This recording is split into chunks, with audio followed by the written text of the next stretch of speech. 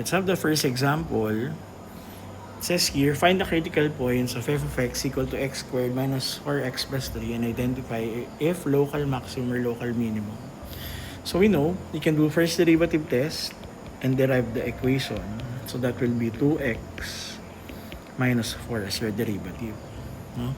So paano natin malalaman kung local minimum or maximum? So we do the first derivative test.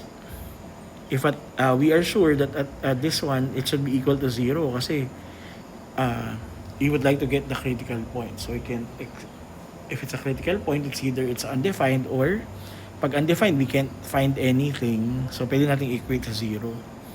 So we can get the value of x where this graph has a critical point. So substitute 4 on both sides. So magiging, add 4 on both sides. So magiging plus 4.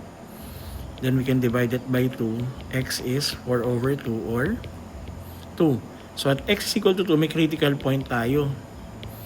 We can substitute that in the equation to get the value of y. But we can go ahead and go straight to the first derivative test. Kasi alam natin na at the first derivative, diba? At the first derivative, sabi natin, at x is equal to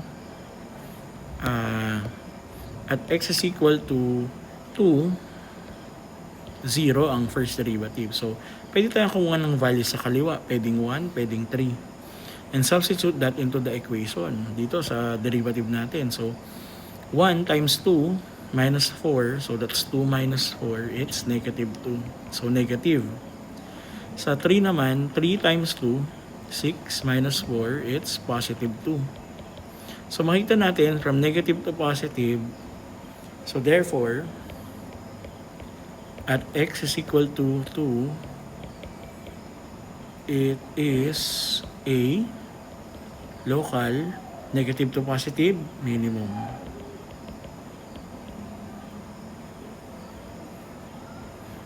Okay? That will be our answer.